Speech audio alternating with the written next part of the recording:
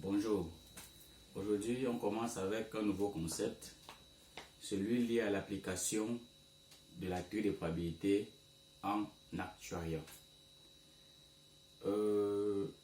Si on veut essayer de faire un rappel très rapide, nous avons posté une vidéo qui parle de probabilité.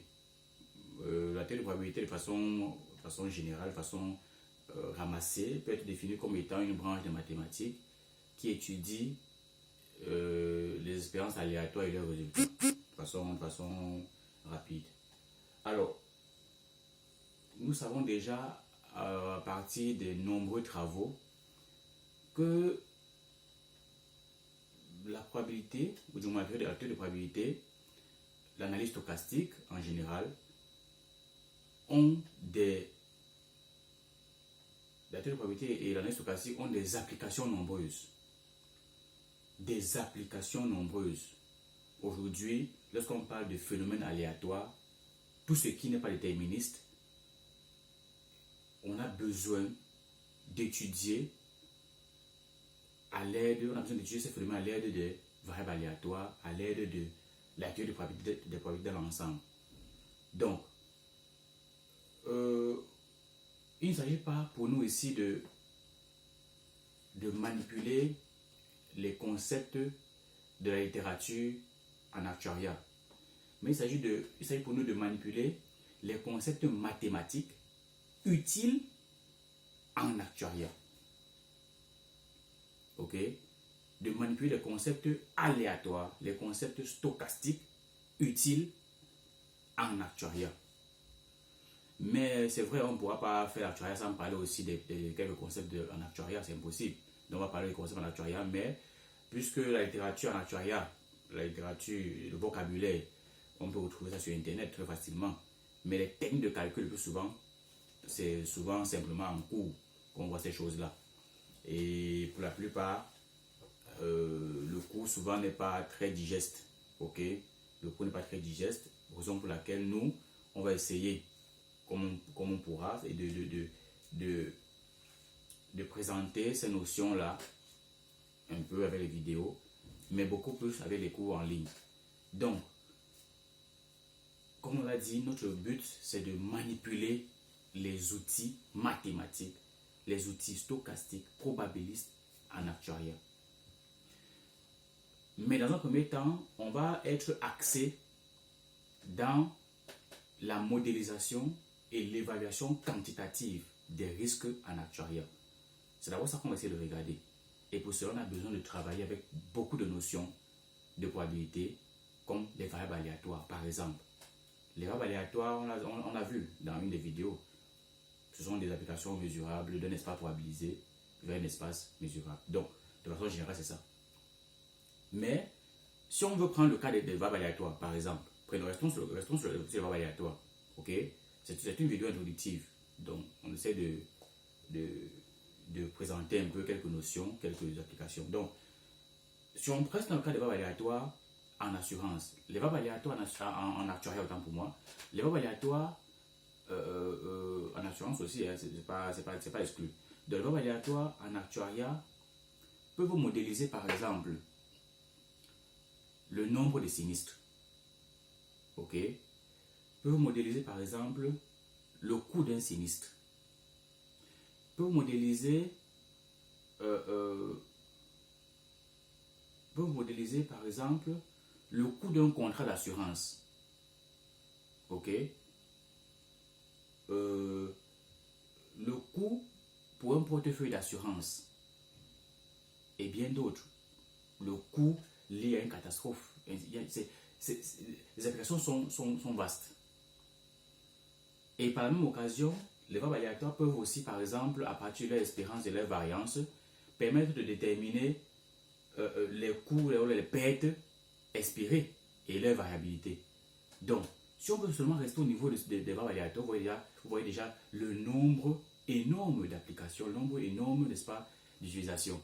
Donc, mais on ne parlera pas seulement des variables aléatoires, parce que le travail de l'actuaire, lorsqu'il s'agit par exemple d'étudier le risque, ce n'est pas seulement de parler des variables aléatoires, parce que il y a plusieurs autres notions, il y a plusieurs concepts qu'on va essayer de lister, ou qu'on peut lister même.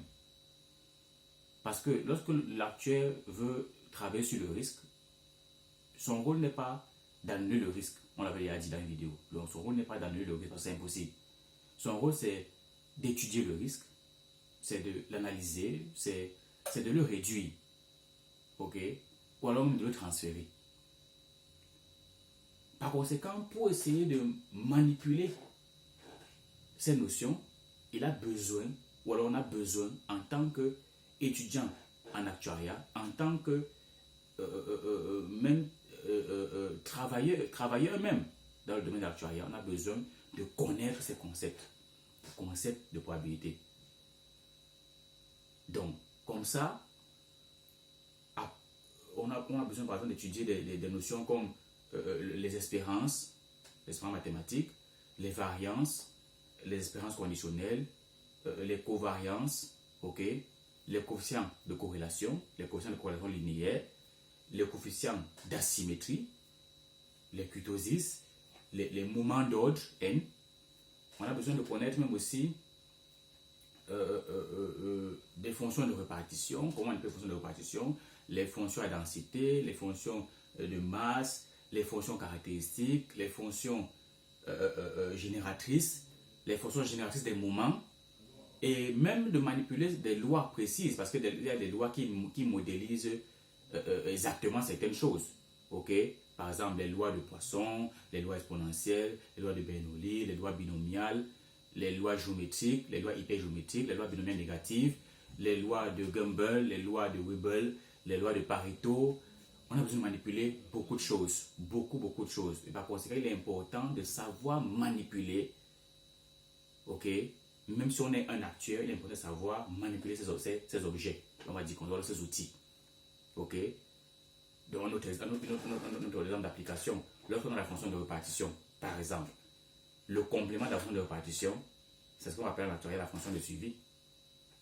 Ok? C'est ce qu'on appelle en actuariat la fonction de suivi. Bon, on aura l'occasion de faire une vidéo dessus pour essayer de voir déjà comment on peut calculer, quel peut être le lien entre la fonction de suivi et l'expérience mathématique, quel peut être le lien entre. Donc, on va essayer avec les vidéos de parler un peu ça. C'était une première vidéo, introductive qui déjà signale qu'on va parler maintenant de la théorie de probabilité ou alors l'analyse stochastique appliquée en actuariat. C'était une vidéo faite comme ça, spontanément. Donc, avec le temps, maintenant, ce qu'on va faire, c'est qu'on va essayer de préparer les concepts, on va essayer de distribuer les notions, les calculs. Mais c'est pour ça beaucoup plus calculatoire. Parce que le vocabulaire en actuariat, comment manipuler les risques VAR, TVAR, les mesures de risque VAR, TVAR, toutes ces choses-là, souvent c'est pas facile à digérer en fait, le plus souvent. Mais en ce qui concerne la littérature, c'est sur internet, Google et autres. Donc notre but sera fondamentalement de travailler avec des concepts probabilistes, des concepts stochastiques, mais sans toutefois oublier qu'on a une nouvelle playlist parlant principalement de la théorie de probabilité.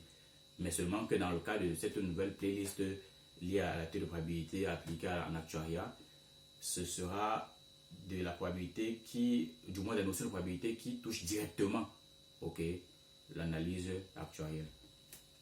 Ok, merci.